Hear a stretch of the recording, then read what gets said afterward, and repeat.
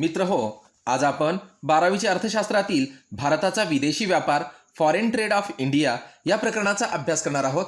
हे video subscribe करा, आपल्या विद्यार्थी मित्रांमध्ये शेअर करा, जेणेकरून या व्हिडिओचा सर्वांना उपयोग होईल. तर मग पाहू आज आपण भारताचा विदेशी व्यापार फॉरेन ट्रेड ऑफ इंडिया. तर 1947 पूर्वी भारत हा ब्रिटिशांची वसाहत होता, त्यामुळे भारताचा विदेशी व्यापार हा वसाहतवादी होता.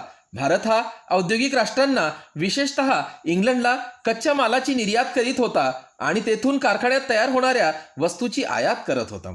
अशा प्रकारच्या परकीय व्यापारावर अवलंबून असलेल्या भारताचे औद्योगिकरण होऊ शकले नाही. त्यामुळे अनेक स्वदेशी उद्योगांचा ऱ्हास झाला. तथापि दुसऱ्या महायुद्धानंतर ज्या अविकसित राष्ट्रांना स्वातंत्र्य मिळाले, बरीचशी राष्ट्रे स्वतंत्र झाली, त्या राष्ट्रांनी परकीय व्यापाराकडे एक गुंतवणूक म्हणून पाहण्यास सुरुवात केली. तर पाहू आपण व्यापार कशाला म्हणतात? जिथं वस्तूंची देवाणघेवाण होते किंवा खरेदी विक्रीचे व्यवहार होतात त्याला आपण व्यापार असे म्हणतोय. तर या व्यापाराचे प्रामुख्याने दोन प्रकार आहेत. या व्यापाराचे प्रामुख्याने दोन प्रकार, एक आहे अंतर्गत व्यापार आणि दुसरा आहे विदेशी व्यापार. तर आपण या दोन्ही व्यापाराचा अर्थ पाहू. अंतर्गत व्यापार म्हणजे काय? अंतर्गत व्यापार म्हणजे जेव्हा देशातल्या देशात जो व्यापार होतो त्याला अंतर्गत व्यापार म्हणतात. अंतर्गत व्यापार जेव्हा देशातल्या देशात व्यापार होतो त्याला अंतर्गत व्यापार म्हणतात. आणि जेव्हा देश आणि विदेशांशी व्यापार होतो म्हणजे विविध देशाशी व्यापार होतो त्याला आपण विदेशी व्यापार असे म्हणतोय. तर सर्वप्रथम आपण पाहू अंतर्गत व्यापार. अंतर्गत व्यापार म्हणजे राष्ट्राच्या भौगोलिक सीमांच्या अंतर्गत केली जाणारी, राष्ट्रांच्या म्हणजे देशाच्या भौगोलिक सीमेच्या आत केली जाणारी वस्तू व सेवांची खरेदी विक्री म्हणजे अंतर्गत व्यापार किंवा देशांतर्गत व्यापार किंवा याला देशातल्या देशात व्यापार किंवा यालाच ग्रह व्यापार सुद्धा म्हणतात. उदाहरणार्थ महाराष्ट्र राज्यात उत्पादित होणाऱ्या वस्तूंची विक्री तेलंगणा, आंध्र प्रदेश, पश्चिम बंगाल, उत्तर प्रदेश, तामिळनाडू, कर्नाटका इत्यादीमध्ये महाराष्ट्रातील उत्पादित होणाऱ्या वस्तूंची विक्री म्हणजे पश्चिम बंगाल, आंध्र प्रदेश, तामिळनाडू आणि तेलंगणा, आंध्र प्रदेशात यामध्ये वस्तूची विक्री होत असेल किंवा या विविध राज्यातून किंवा आपल्या तेलंगणा किंवा आंध्र प्रदेशातून जे काही भात पिकतोय, आपल्याकडे भात पिकत नसल्यामुळे आपण तिथला भात आपल्या देशात मागवतोय. म्हणजेच मागवणे म्हणजे खरेदी करणे. खरेदी किंवा विक्रीचे व्यवहार जेव्हा परस्पर राज्यामध्ये केले जातात त्याला आपण अंतर्गत व्यापार असे म्हणतोय. किंवा ह्या वेगवेगळ्या राज्यात केली जात म्हणजे वेगवेगळ्या राज्यात देणे घेण्याचा व्यवहार म्हणजे खरेदी विक्रीचे व्यवहार होत असेल तर त्याला आपण अंतर्गत व्यापार असे म्हणतोय. थोडक्यात म्हणजे जेव्हा देशातल्या देशात म्हणजेच देशाच्या भौगोलिक सीमारेषेच्या आत जेव्हा व्यापार केला जातो म्हणजेच खरेदी विक्रीचे व्यापार केले जातात, म्हणजेच खरेदी विक्रीचे व्यवहार म्हणजेच एक राज्य दुसरा राज्य, महाराष्ट्र आणि कर्नाटक, महाराष्ट्र आणि तेलंगणा अशा राज्यात होणाऱ्या व्यापारास आपण अंतर्गत व्यापार असे म्हणतोय. यालाच इंटरनॅशनल ट्रेड सुद्धा म्हणतात. त्यानंतर पाहू आपण विदेशी व्यापार म्हणजे विविध देशात होणाऱ्या व्यापाराला आपण विदेशी व्यापार म्हणतोय. म्हणजेच विदेशी व्यापार म्हणजे जगातील विविध देशात केला जाणारा व्यापार होय. याला आंतरराष्ट्रीय किंवा बाह्य व्यापार सुद्धा म्हणतात. इंग्रजीत यालाच इंटरनॅशनल ट्रेड असेही म्हणतात. उदाहरणार्थ भारत व अमेरिका, भारत व जपान, भारत व जर्मन, भारत व फ्रान्स इत्यादी राष्ट्रामध्ये म्हणजे देशात स्वदेश आणि परदेश म्हणजे दोन देशामध्ये किंवा दोनपेक्षा अधिक राष्ट्रामध्ये जेव्हा परस्परामध्ये खरेदी विक्रीचा व्यवहार केला जातो त्याला आपण बाह्य व्यापार असे म्हणतोय. तर हे बाह्य व्यापार म्हणजेच याला आपण विदेशी व्यापार असे म्हणतोय. विदेशी व्यापारासंदर्भात एक व्याख्या दिलेली आहे. प्राध्यापक मॅक्स वासरमन आणि हल्टमनची व्याख्या आहे. पाहू आपण. विविध देशातील रहिवाशांमध्ये चालणाऱ्या व्यवहारांचा समावेश आंतरराष्ट्रीय व्यापारामध्ये होतो. विविध देशातील म्हणजे वेगवेगळ्या देशातील नागरिकांमध्ये जो काही व्यवहार चालतोय, खरेदी विक्रीचे व्यवहार चालतात, त्या व्यवहारांचा समावेश आंतरराष्ट्रीय व्यापारामध्ये केला जातो. म्हणजे जेव्हा देशातल्या देशात व्यापार होतो त्याला अंतर्गत व्यापार, जेव्हा विविध देशात म्हणजे स्वदेश आणि परदेश अशा विविध देशात होणाऱ्या व्यापारास आपण विदेशी व्यापार असे म्हणतोय. तर हे विदेशी व्यापाराचे काही प्रकार आहेत. प्रामुख्याने 3 प्रकार आहेत. एक आयात व्यापार आणि दुसरा निर्यात व्यापार आणि तिसरा पुनर्निर्यात व्यापार. आयात व्यापार म्हणजे दुसऱ्या देशाकडून केलेली वस्तू व सेवांची खरेदी. म्हणजे आपल्या देशाने दुसऱ्या देशाकडून केलेली वस्तू व सेवांची खरेदी म्हणजे आयात व्यापार होय. याचाच अर्थ एका देशाने दुसऱ्या देशाकडून केलेली वस्तू व सेवांची खरेदी म्हणजे आयात व्यापार होय. किंवा स्वदेशाकडून परदेशातील वस्तू व सेवांचा केला गेलेला आंतरप्रवाह म्हणजे आयात व्यापार होय. उदाहरणार्थ भारत हा इराक, कुवेत, सौदी अरेबिया या देशातून पेट्रोलियमची आयात करतो. याला आपण आयात व्यापार असं म्हणतोय. म्हणजे भारताने विविध देशातून जेव्हा वस्तूची खरेदी केली जाते किंवा वस्तू व सेवांची परदेशातून केलेली खरेदी म्हणजे याला आपण आयात व्यापार म्हणतोय. आता निर्यात व्यापार म्हणजे स्वदेशाने दुसऱ्या देशाला केलेली वस्तू व सेवांची विक्री होय. तर पहा, एका देशाने दुसऱ्या देशाला केलेली वस्तू व सेवांची विक्री म्हणजेच निर्यात व्यापार होय. किंवा एका देशातून दुसऱ्या देशात केला जाणारा वस्तूंचा बहिर्प्रवाह होय. उदाहरणार्थ भारत काय करतोय? चीन, हाँगकाँग, सिंगापूर म्हणजे आपल्याकडून चीन, हाँगकाँग, सिंगापूर इत्यादी देशांना चहा, तांदूळ, ताग अशा विविध वस्तूंची भारताकडून निर्यात केली जाते. याला आपण निर्यात व्यापार असे म्हणतोय. त्यानंतर पाहू, तिसरा प्रकार आहे विदेशी व्यापाराचा, ज्याला आपण पुनर्निर्यात व्यापार असे म्हणतोय. पुनर्निर्यात व्यापार म्हणजे आयात केलेल्या वस्तूवर प्रक्रिया करून जेव्हा देश निर्यात करतोय, आयात केलेल्या वस्तूवर प्रक्रिया करून म्हणजे त्यापासून पक्का माल तयार करून आणि तो माल जेव्हा पुन्हा विदेशात पाठवला जातो किंवा विदेशात विक्री केला जातो, त्याला पुनर्निर्यात व्यापार असे म्हणतात. म्हणजेच आयात केलेल्या वस्तूवर प्रक्रिया करून निर्यात करणे म्हणजेच पुनर्निर्यात होय. याचाच अर्थ वस्तूची आयात करून त्यावर प्रक्रिया केली जाते, म्हणजे त्यापासून विविध वस्तू आणि सेवांची निर्मिती केली जाते. म्हणजे अंतिम वस्तू किंवा पक्क्या मालाची निर्मिती केली जाते, ती पुन्हा त्याच देशामध्ये किंवा विदेशामध्ये निर्यात केली जाते, तेव्हा त्यास पुनर्निर्यात व्यापार म्हणतात. उदाहरणार्थ जपानकडून रेडिओ, धुलाई यंत्र म्हणजेच वॉशिंग मशीन, दूरदर्शन यासारख्या इलेक्ट्रॉनिक वस्तू तयार करण्यासाठी लागणारा कच्चा माल आयात केला जातो. कुणाकडून? इंग्लंड, जर्मन, फ्रान्स इत्यादी देशाकडून जपान काय करतोय? कच्च्या मालाची आयात करतोय.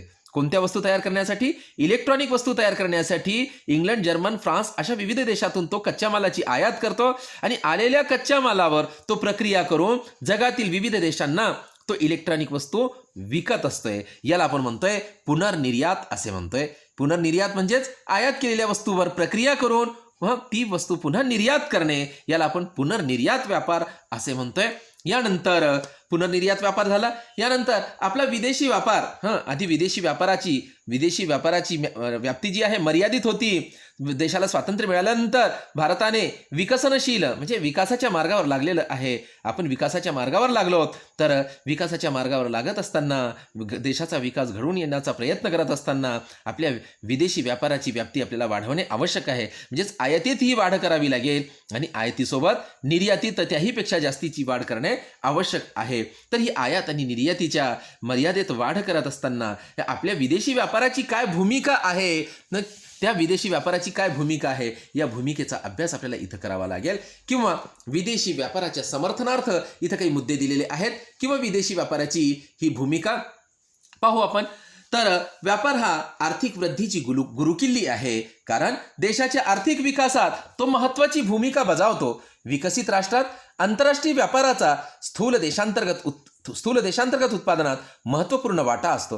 विदेशी व्यापाराच्या भूमिकेचे समर्थन हे आपण या विविध बाबीवरून आपण करू शकतोय. किंवा विदेशी व्यापाराची ही प्रामुख्याने ही भूमिका आहे, ते आपण एकेकानं पाहू. आपण विदेशी व्यापाराची भूमिका किंवा विदेशी व्यापाराच्या समर्थनार्थ हे मुद्दे आहेत. नंबर 1 परकीय चलन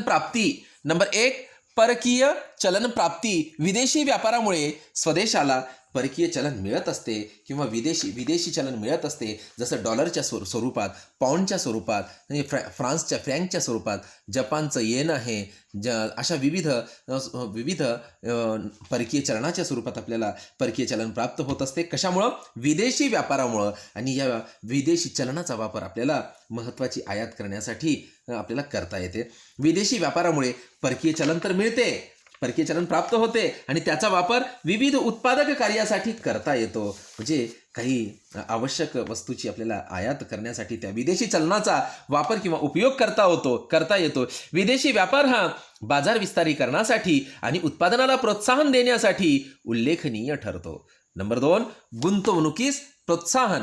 नंबर 2, गुंतवणुकीस प्रोत्साहन म्हणजे आपल्या देशामध्ये गुंतवणूक करण्यासाठी आपल्याला प्रोत्साहन मिळते, चालना मिळते. म्हणजेच विदेशी व्यापार देशांतर्गत बाजारपेठेच्या पलीकडे जाण्याची उत्पादकांना संधी उपलब्ध करून देतो. त्यांना निर्यातीसाठी अधिक उत्पादन करण्याचे प्रोत्साहन मिळते. यामुळे देशातील एकूण गुंतवणुकीत वाढ मिळते किंवा आपल्या स्वदेशी गुंतवणुकीला चालना मिळते.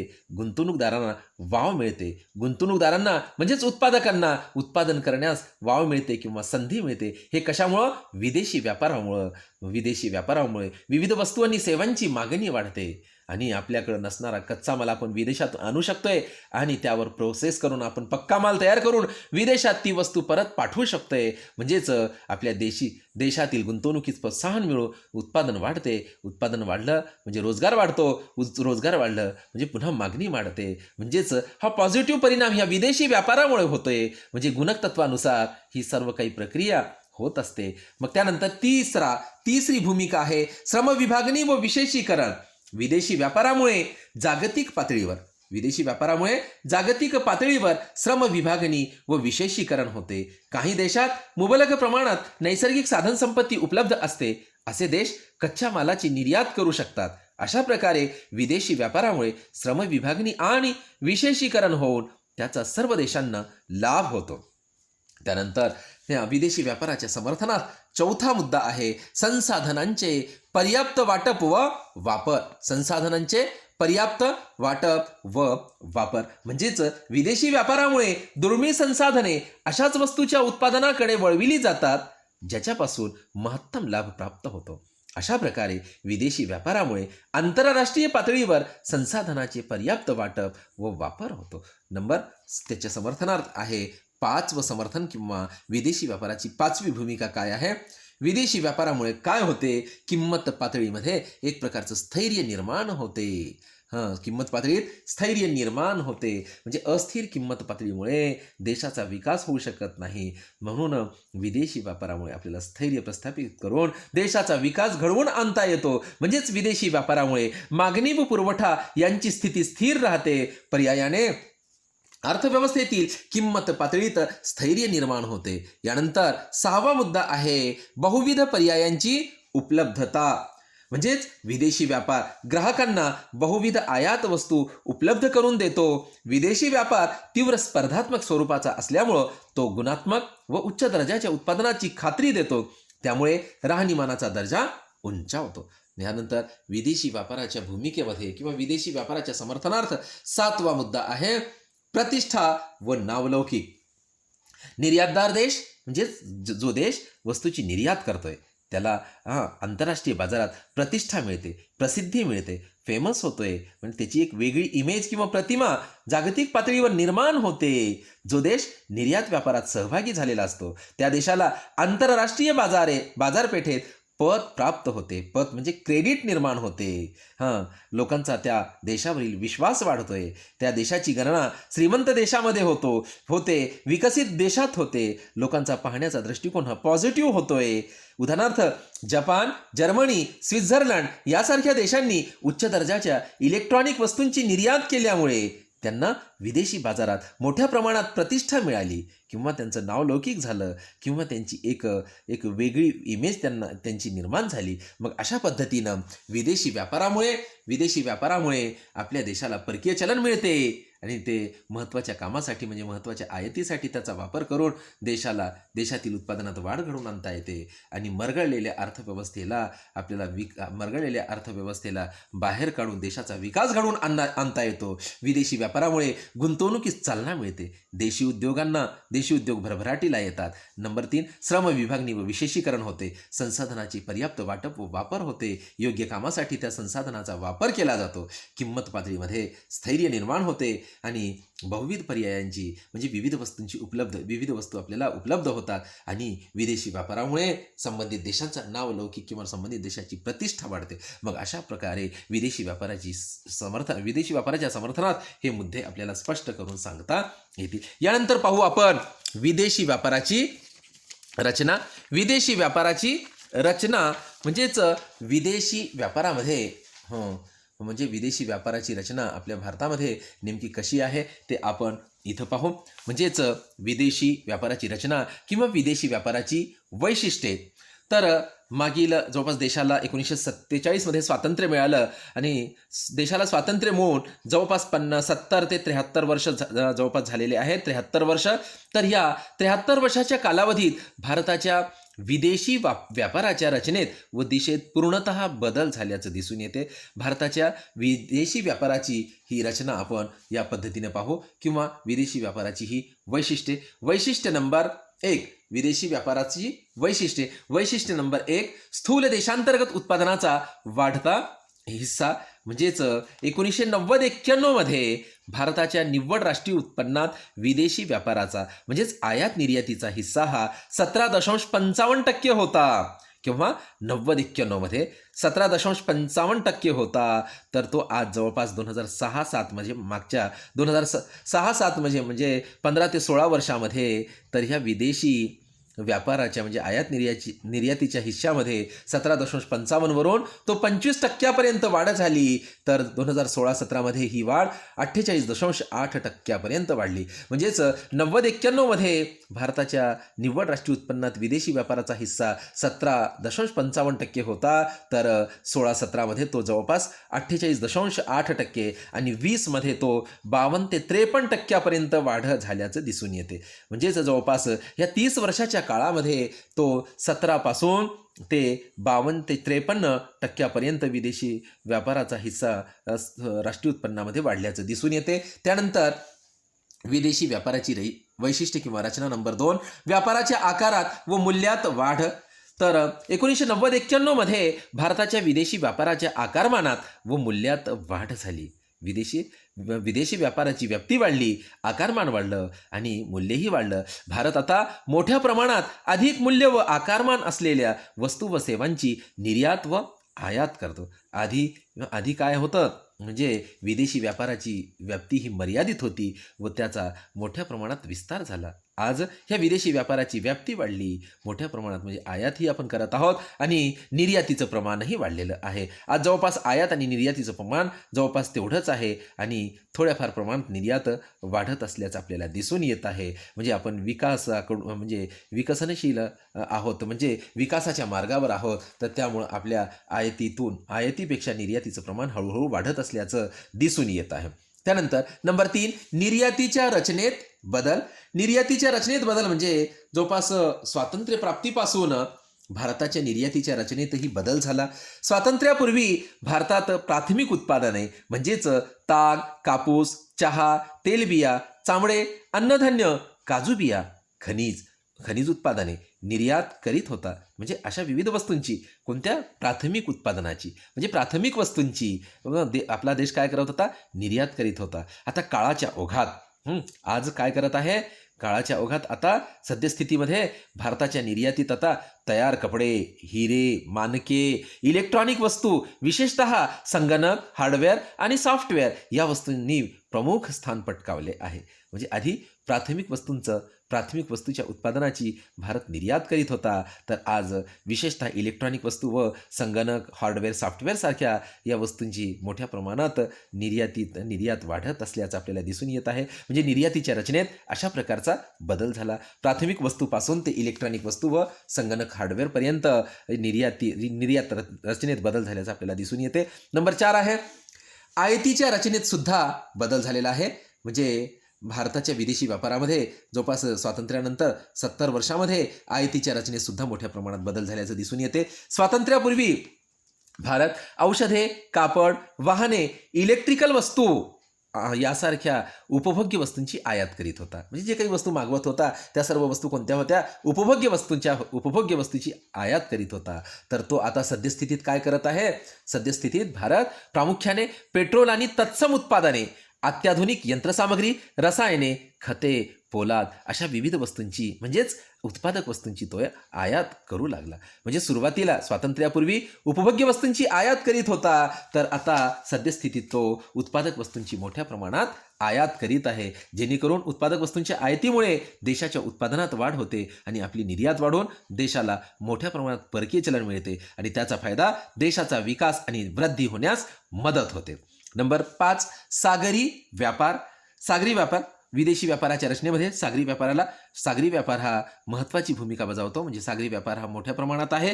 म्हणजेच भारताचा बहुतेक व्यापार हा सागरी मार्गाने होतो. कारण की भारताला तिन्हीकडून समुद्र पाण्याने वेढलेले आहे. त्यामुळे भारताचा मोठ्या प्रमाणात सागरी मार्गानेच व्यापार होत असतोय. नेपाळ, अफगाणिस्तान, म्यानमार, श्रीलंका अशा विविध शेजारील देशांशी भारताचे व्यापारी संबंध चांगले आहेत. जवळपास 68% व्यापार हा सागरी मार्गाने होतोय, तर हवाई मार्गाने होणाऱ्या व्यापाराचं प्रमाण फारच कमी आहे. तर त्याही तुलनेमध्ये आपल्या जमीन मार्गाने भूमार्गाने होणारं व्यापाराचं प्रमाण तर त्याहीपेक्षा कमी आहे, म्हणजे एकदम नगण्य आहे.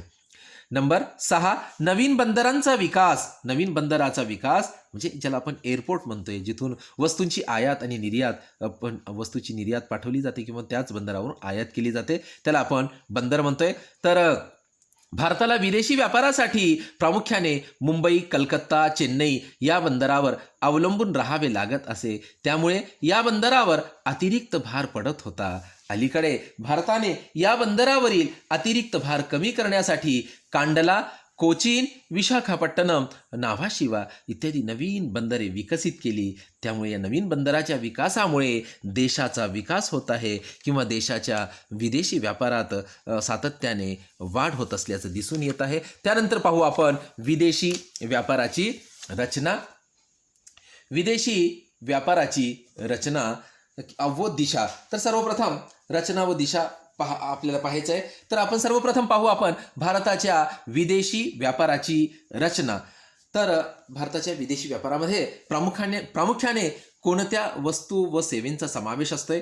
तर सर्वप्रथम पाहू आपण भारताच्या विदेशी व्यापाराची रचना. या रचनेमध्ये भारताच्या विदेशी व्यापारात प्रामुख्याने आयात आणि निर्यातीचा समावेश होतो. तर आपण सर्वप्रथम आयातीचा विचार करू. भारताच्या आयात व्यापाराची रचना म्हणजेच भारत विविध वस्तूंची विदेशातून आयात करीत असतोय. तर या आयातीमध्ये प्रामुख्याने कोणत्या वस्तूची आयात केली जाते आणि ती कोणत्या वस्तूवर किती प्रमाणात म्हणजे किती खर्च केला जातोय आणि त्या एकूण आयातीमध्ये त्या वस्तूवरील खर्चाचं प्रमाण काय आहे हे आपण पाहू. तर ह्या कोष्टकामध्ये तर पहिल्या बाजूला आयात वस्तूची यादी दिलेली आहे. तर 15-16 मध्ये या विविध वस्तूवर केला जाणारा खर्च म्हणजे दशलक्ष डॉलर्समध्ये हा खर्च व्यक्त केलेला आहे. तर त्यानंतर टक्केवारी म्हणजे आयातीचं प्रमाण, एकूण आयातीमध्ये या संबंधित वस्तूच्या आयातीचं प्रमाण काय आहे, आयातीचा हिस्सा काय आहे हे इथं दर्शविलेलं आहे, नोंद केलेली आहे. तर पहा, त्यानंतर ह्या पुढच्या रकान्यामध्ये 15-16 मध्ये म्हणजे एका वर्षामध्ये या आयातीवर केल्या जाणाऱ्या खर्चात आणि त्याच्या एकूण आयातीच्या प्रमाणात काय बदल झाला याचाही अभ्यास आपण या तक्त्यात करणार आहोत. सर्वप्रथम भारत हा विविध वस्तूंची आयात करत असताना तर प्रमुख वस्तूंचा म्हणजे 5-6 वस्तूंचा इथं उल्लेख केलेला आहे. ज्या प्रमुख आहेत, ज्या आयातीमध्ये ज्यांचं महत्त्वाचं स्थान आहे, अशा वस्तूंचा आपण इथं उल्लेख केलेला आहे. बऱ्याच वस्तू सेवांची आयात केली जाते. तर पाहू आपण. सर्वप्रथम पेट्रोलियम तेल आणि वंगण ही वस्तू विदेशातून आयात केली जाते. तर या वस्तूवरील 2015 आणि 16 मध्ये किती खर्च झालेला आहे या वस्तूच्या आयातीवर? 82,944 दशलक्ष डॉलर्स एवढा पेट्रोलियम तेल आणि वंगणवर खर्च झालेला आहे. तर एकूण आयातीमध्ये या आयातीच्या खर्चाचं प्रमाण म्हणजेच या आयातीवर म्हणजे पेट्रोलियम तेल आणि वंगण या वस्तूच्या आयातीवर केलेल्या खर्चाचं प्रमाण हे 21.8% आहे. 21.8%. तर 15-16च्या नंतर 16-17 मध्ये म्हणजेच एक वर्षानंतर याच वस्तूवरील खर्चात म्हणजेच 82,944 वरून 86,896 पर्यंत वाढ झालेली आहे. तर एकूण आयातीमध्ये पेट्रोलियम तेल आणि वंगणची टक्केवारी 22.6 आहे. म्हणजे एकूण आयातीमध्ये या वस्तूचं प्रमाण 22.6 आहे. त्यानंतर दुसऱ्या वस्तूची आयात आहे. ज्या आयात वस्तूमध्ये सर्वात महत्त्वाचं आणि प्रमुख स्थान किंवा जी महत्त्वाची वस्तू आहे व या जास्त प्रमाणात या वस्तूची म्हणजे दुसऱ्या क्रमांकावर आहे इलेक्ट्रॉनिक वस्तू. या इलेक्ट्रॉनिक वस्तूचा 15-16मध्ये खर्च आहे, आयात केलेल्या वस्तूचा खर्च 40,032 रुपये आहे आणि एकूण आयातीमध्ये या वस्तूचं प्रमाण आयातीमध्ये 10.5% आहे. त्यानंतर 15-16मध्ये 16-17मध्ये या वस्तूवरील खर्चात वाढ होऊन म्हणजे 40वरून 41पर्यंत वाढ झाली. 41,941 दशलक्ष डॉलर एवढा खर्च आहे आणि एकूण आयातीमध्ये 16-17मध्ये या इलेक्ट्रॉनिक वस्तूचा वाटा 10.9% आहे. त्यानंतर तिसरी वस्तू आहे मोती आणि मौल्यवान खडे. मोती आणि मौल्यवान खडे या वस्तूची 2015-16मध्ये होणाऱ्या आयातीचा खर्च आहे 40,000 खर्च आहे. मोती आणि मौल्यवान वस्तू खडे याचा खर्च आहे 20,070 दशलक्ष डॉलर आहे आणि एकूण आयातीमध्ये या वस्तूचं प्रमाण, या वस्तूचा वाटा 5.3 आहे. मग हा खर्च वाढून 23,809 पर्यंत झालेला आहे. तर एकूण आयातीमध्ये 2016-17मध्ये 6.2% हिस्सा आहे. तर त्यानंतर गोडतेलचा खर्च आहे, आयातीवरील खर्च 15-16मध्ये 10,492 दशलक्ष डॉलर्स आहे. तर त्यानंतर एकूण आयातीमध्ये याचं प्रमाण 2.8% आणि त्यानंतर गोडतेलचं 2016-17मध्ये एका वर्षात गोडतेलाच्या आयातीवरील खर्चात वाढ झाली, म्हणजे एकदम नगण्य प्रमाणात वाढ आहे, म्हणजे काही विशेष नाही. 400 जवळपास 400 दशलक्ष डॉलर्स एवढी वाढ झाली, म्हणजे 10,893. म्हणजे एकूण आयातीमध्ये आयातीचं प्रमाण हे 2.8% म्हणजे हे स्थिर आहे. 2015-16मध्ये आणि 16-17मध्ये सारखीच आयातीचं प्रमाण किंवा आयातीचा हिस्सा, एकूण आयातीमध्ये गोडतेलाच्या आयातीचा हिस्सा जवळपास सारखाच आहे 2.8%. त्यानंतर खताची आयात, त्या आयातीवरील खर्च 15-16चा हा 8,072 रुपये आहे. एकूण आयातीमध्ये त्याचं प्रमाण 2.1%. मग 16-17मध्ये 5,000 म्हणजे या आयातीवरील खर्चात घट झाली, 5,024 दशलक्ष डॉलर्स एवढा खर्च झाला, म्हणजे खर्चात घट झाली, म्हणून एकूण आयातीमध्ये या खताच्या आयातीचं प्रमाण 1.3% आहे. त्यानंतर अन्नधान्याच्या बाबतीत 276 दशलक्ष डॉलर एवढा खर्च आहे, म्हणजे ते एकदम 0.1मध्ये आहे. फारच नगण्य आहे ही अन्नधान्याची आयात. आणि त्यानंतर 16-17मध्ये या खर्चात थोडीशी वाढ झाली, म्हणजे 1,429 तर 0.4 पर्यंत याचा वाटा वाढलेला आहे. म्हणजे सर्वात कमी आयात ही आपण अन्नधान्याची करतोय. तर सर्वात जास्त आयात ही आपण पेट्रोलियम तेल आणि वंगण याची करतोय, म्हणजे एकूण आयातीमध्ये सर्वात जास्त वाटा किंवा सर्वात जास्त हिस्सा पेट्रोलियम तेल आणि वंगण तेलाचा आहे. त्या खालोखाल इलेक्ट्रॉनिक वस्तूचा आहे. त्यानंतर मोती आणि मौल्यवान खडे याचा वाटा त्यामध्ये दिसून येतोय. मग अशा पद्धतीनं 2015 आणि 2016मध्ये या आयातीचं एकूण आयातीमध्ये या संबंधित वस्तूचं काय प्रमाण आहे किंवा काय हिस्सा आहे हे आपण अशा पद्धतीनं बघितलंय. त्यानंतर पाहू आपण विदेशी व्यापारामध्ये. या विदेशी व्यापारामध्ये तर निर्यात व्यापाराची रचना कशी आहे किंवा निर्यातीमध्ये प्रामुख्याने आपण कोणत्या वस्तूची निर्यात करतोय आणि त्या निर्यातीपासून मिळालेले डॉलर्स किती आहेत ते पाहू आपण. 15-16मध्ये किती डॉलर आणि 16-17मध्ये किती डॉलर. तर पाहू आपण. सर्वप्रथम या निर्यातीमध्ये प्रामुख्याने 5-6 वस्तूंचा इथं प्रमुख वस्तूंचा उल्लेख केलेला आहे. तर तयार कपडे 16,964 दशलक्ष डॉलर एवढं आहे निर्यातीचं मूल्य. त्यानंतर एकूण निर्यातीपैकी तयार कपड्याच्या निर्यातीचा हिस्सा हा 6.9% आहे. आणि त्यानंतर 16-17मध्ये हा खर्च म्हणजे हे डॉलर म्हणजे खर्च वाढलेला, म्हणजे निर्याती तयार कपड्यापासून होणाऱ्या निर्यातीचं 17,368 दशलक्ष डॉलर एवढा झाला, म्हणजेच एकूण निर्यातीमध्ये हिस्सा 7.3% आहे. कच्चे लोखंड हे एकदम कमी प्रमाणात म्हणजे 191 दशलक्ष डॉलर एवढं आहे, तर टक्केवारी शून्यामध्ये आहे, नसल्यासारखं आहे, म्हणजे एकदम नगण्य आहे. तर त्यानंतर 16-17मध्ये थोडंसं प्रमाण वाढलं, म्हणजे 1,534 म्हणजेच 0.5मध्ये, तेही दशांशच्या आतच आहे एकूण आयातीमध्ये याचं प्रमाण, म्हणजे एकदम असून नसल्यासारखं. सूत आहे 8,874 दशलक्ष डॉलर एवढं अमाऊंट आहे निर्यातीचं. तर त्यानंतर एकूण निर्यातीमध्ये सुताचा वाटा आहे सूत 3.4% आणि नंतर याच्यात उलट घट झाली थोडीशी 16-17मध्ये आणि आयातीमध्ये एकूण हिश्श्यामध्ये म्हणजे 3.4 पासून 3.1 पर्यंत त्याचा हिस्सा कमी झालेला आहे. तर एक आयातीमध्ये जी काही आयात करतोय आपण त्यामध्ये पेट्रोलियम उत्पादने आहेत, त्या निर्यातीमध्ये पेट्रोलियम उत्पादने आहेत. या पेट्रोलियम उत्पादनाचं अमाऊंट आहे 31,209 दशलक्ष डॉलर मिळणारा अमाऊंट. तर एकूण निर्यातीमध्ये याचा हिस्सा आहे 11.9 आणि नंतर पुन्हा 16-17मध्ये थोडी वाढ झाली 32,416, वाटा आहे 12.7.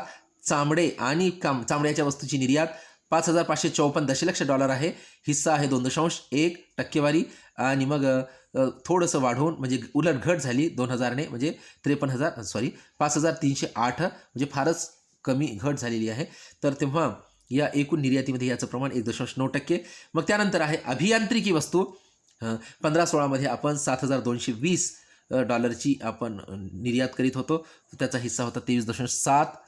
त्यानंतर थोडं घट झालेली आहे, तर 65,267 डॉलर आहे, मग हिस्सा आहे 23, थोड्याशा प्रमाणात घट झालेली आहे. मग अशा पद्धतीनं निर्यात व्यापाराच्या रचनेमध्ये प्रामुख्याने आपण सर्वात जास्त तयार कपड्यांची निर्यात करतोय, कारण की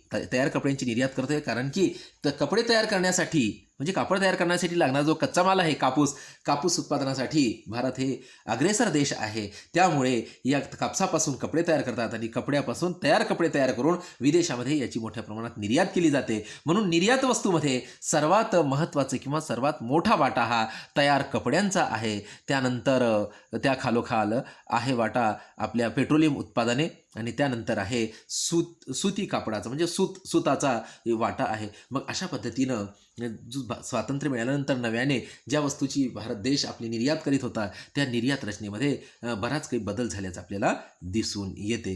म्हणजे आधी उपभोग्य वस्तूंची आधी निर्यातीचं प्रमाण एकदम नगण्य होतं, आता निर्यातीचं प्रमाण मोठ्या प्रमाणात वाढलेलं आहे आणि वस्तूच्या स्वरूपात सुद्धा बदल झालेला आहे. मग अशा पद्धतीनं आपण भारताच्या आयात व्यापाराची रचना आणि भारताच्या निर्यात व्यापाराची रचना या दोन्ही विदेशी व्यापाराच्या रचनेचा अभ्यास आपण इथं केलेला आहे.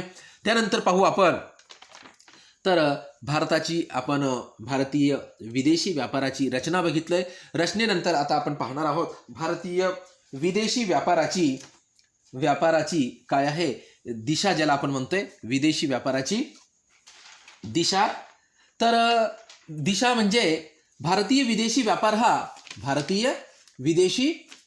हा प्रामुख्याने आपल्या वस्तूंची निर्यात कोणत्या देशाला करतो व कोणत्या देशातून त्या वस्तूची आयात करतो त्याला आपण विदेशी व्यापाराची दिशा म्हणतोय. तर या विदेशी व्यापाराच्या दिशेचा आपण अभ्यास करणार आहोत आता.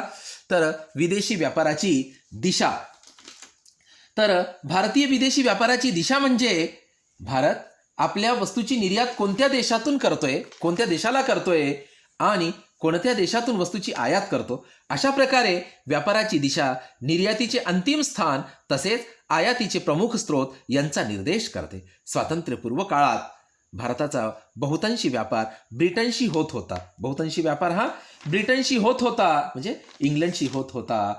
भारताच्या विदेशी व्यापारात इंग्लंडला प्रमुख स्थान होते. इंग्लंड प्रमुख स्थानी होता, मुख्य स्थानी होता. परंतु स्वातंत्र्यानंतर भारताचे इतर अनेक देशांशी व्यापार संबंध प्रस्थापित झाले.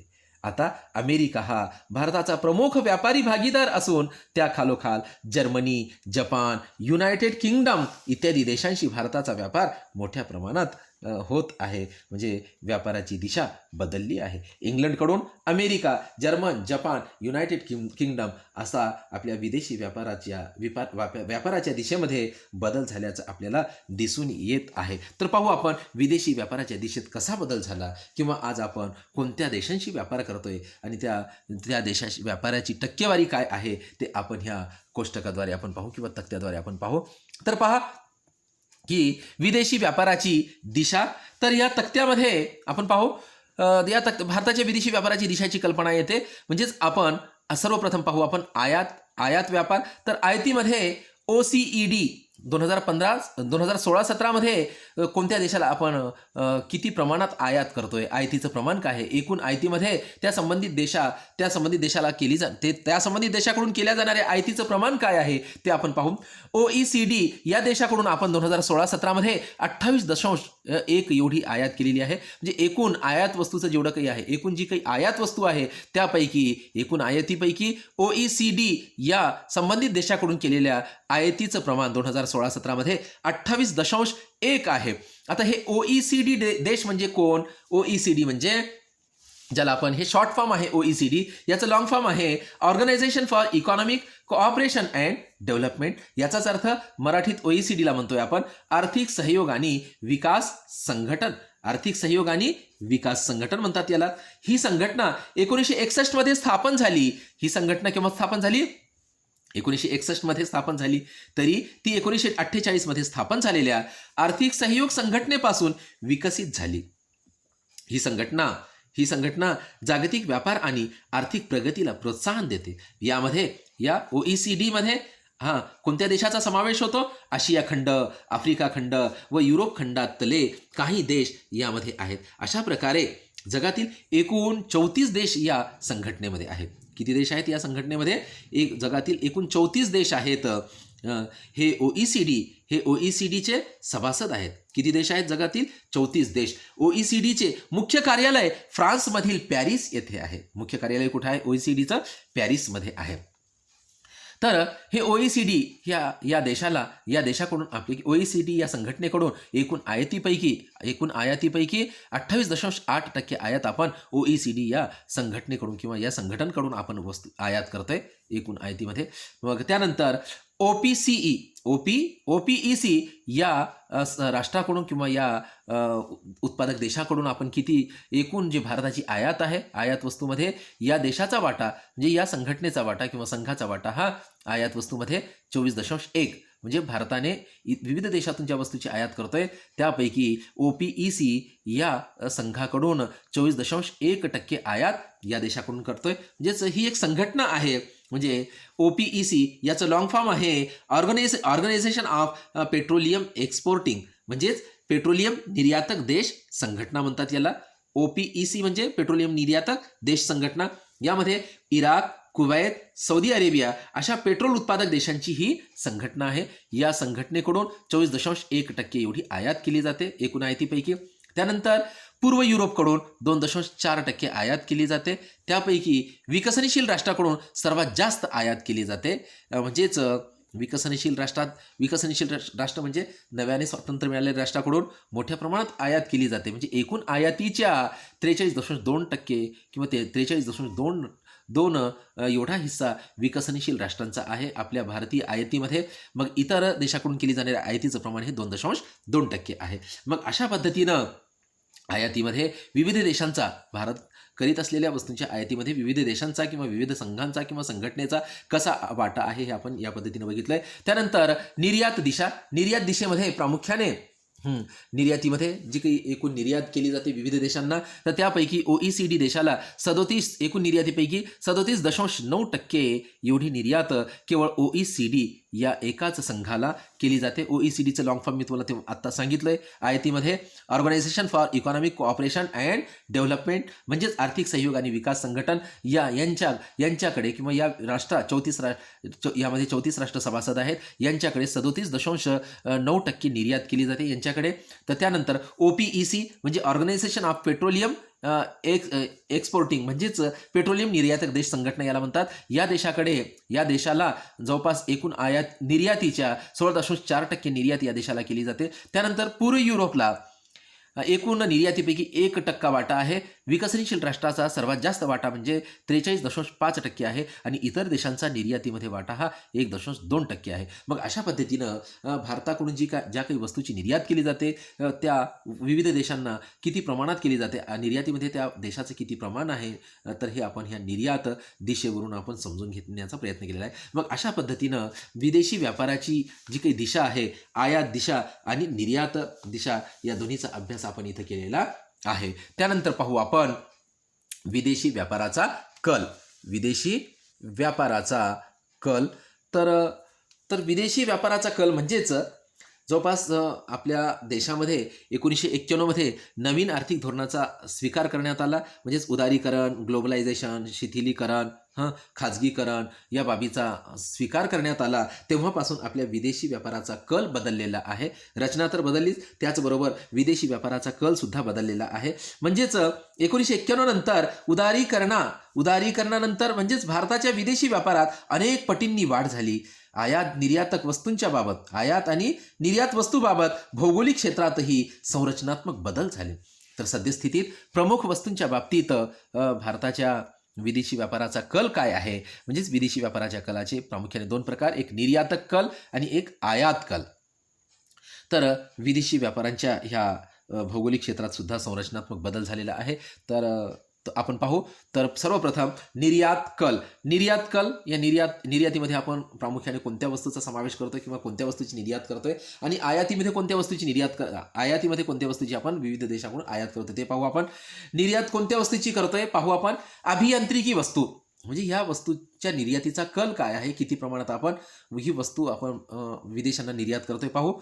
अभियांत्रिकी वस्तू निर्यात प्रोत्साहन समिती EGEPC अहवालानुसार म्हणजे एक समिती स्थापन करण्यात आली होती EGEPC. तर या समितीच्या अहवालानुसार 2017-18 मध्ये भारताच्या एकूण निर्यातीत अभियांत्रिकी वस्तूचा हिस्सा 25% इतका होता. या वस्तूमध्ये प्रामुख्याने वाहतुकीची स्वयंचलित व स्वयंपूर्ण उपकरणे, यंत्रसामग्री व साधने यांचा समावेश होतो.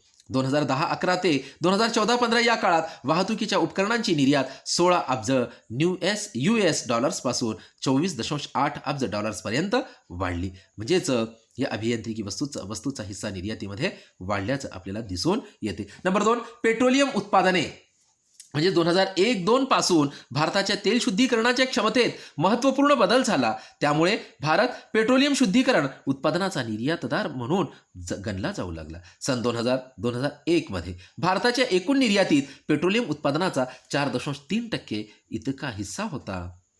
त्यानंतर 2013-14 मध्ये झपाट्याने म्हणजे 20.1% वाढ झाल्याचं दिसून येते. मग अशा पद्धतीनं पेट्रोलियम उत्पादनामध्ये 2001-2 पासून 13-14 पर्यंत मोठ्या प्रमाणात बदल झाल्याचं आपल्याला दिसून येते. त्यानंतर पाहू आपण रसायने आणि रासायनिक उत्पादने. गेल्या काही वर्षात निर्यातीत महत्त्वाच्या वस्तू म्हणजे रसायने व रासायनिक उत्पादने यांनी महत्त्वाची कामगिरी बजावली. एकूण निर्यातीत यांचा वाटा 10.4% इतका आहे. त्यानंतर आहे चौथी वस्तू निर्यातीतली रत्ने आणि दागिने. भारताच्या निर्यातीत रत्ने म्हणजे हिरे आणि दागिने म्हणजे सोन्याच्या वस्तू म्हणजे मौल्यवान वस्तू यांचे महत्त्वपूर्ण योगदान आहे. 2014-15 मध्ये एकूण निर्यातीत यांचा हिस्सा 13.3% इतका होता. त्यानंतर निर्यात वस्तूमध्ये कापड आणि तयार कपडे. 2014-15 मध्ये भारताच्या निर्यातीत कापड आणि तयार कपड्यांचा वाटा 11.3% इतका आहे. म्हणजे वास्तविक पाहता भारत हा कापड निर्यातीच्या बाबतीत संपूर्ण जगामध्ये अग्रस्थानी आहे. त्याला महत्त्वाचं स्थान आहे.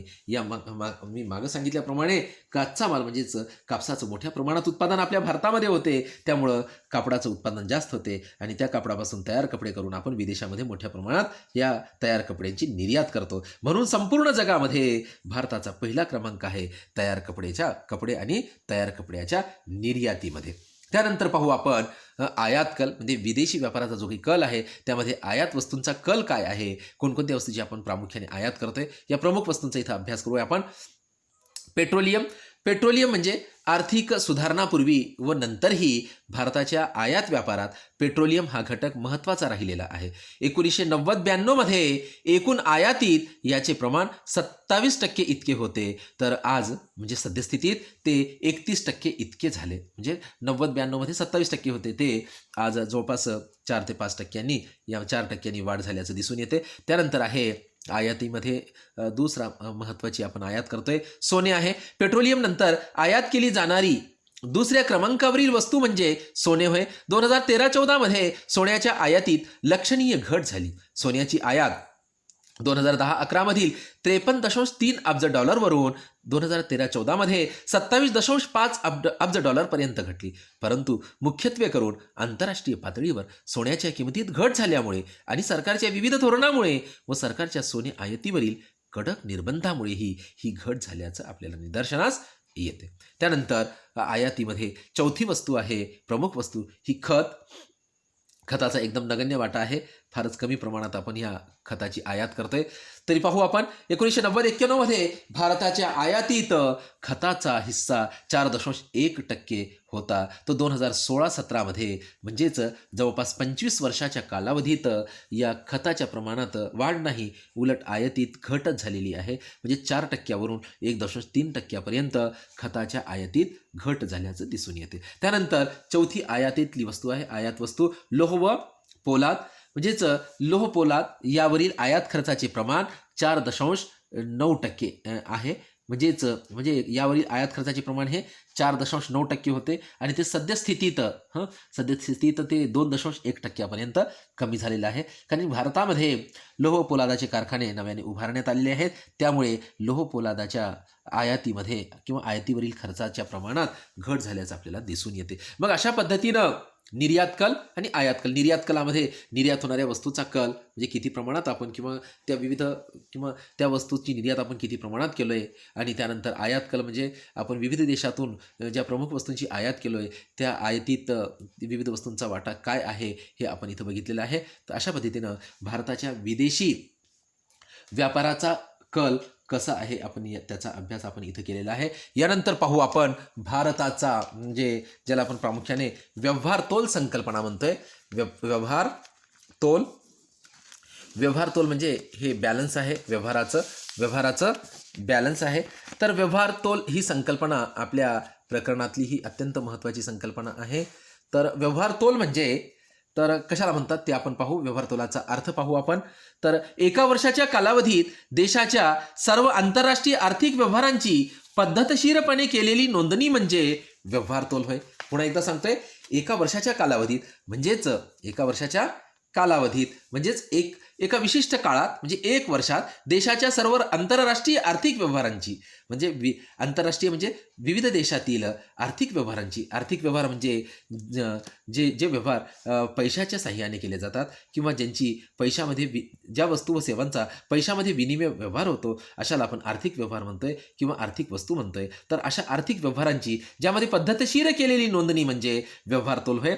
तर ह्या व्यवहार तोलाच्या काही प्रमुख व्याख्या इथं दिलेल्या आहेत. तर त्या व्याख्येवरून आपल्याला व्यवहार तोलाचा अर्थ स्पष्ट होण्यास मदत होईल. तर सर्वप्रथम पहिली व्याख्या आहे, एका देशातील रहिवासी व जगातील उर्वरित रहिवासी यांच्यात केल्या गेलेल्या सर्व देण्या घेण्याचे लिखित विवरण म्हणजे व्यवहार तोल होय. म्हणजे एका देशातील म्हणजे आपल्या देशातील रहिवासी व जगातील उर्वरित रहिवासी म्हणजे दुसऱ्या देशातील रहिवासी म्हणजे स्वदेश आणि परदेश या 2 देशातील रहिवाशामध्ये म्हणजे 2 देशातील नागरिकांमध्ये केल्या गेलेल्या सर्व देण्या घेण्याचे लिखित विवरण म्हणजे वस्तू व सेवांची खरेदी विक्री म्हणा किंवा एखाद्या विविध घटकाची म्हणा किंवा टेक्नॉलॉजीची आपण विदेशातून आयात करतोय किंवा आपल्या देशातून ती निर्यात करतो म्हणजे या जे काही आपण देणे घेणे करतोय तर ह्या सर्व देणे घेण्याचं लिखित विवरण ज्यामध्ये लिहून ठेवलं जाते त्याला आपण व्यवहार तोल म्हणतात. म्हणजे एका देशातील रहिवासी व जगातील उर्वरित रहिवासी यांच्यात केल्या गेलेल्या सर्व देण्या घेण्याचे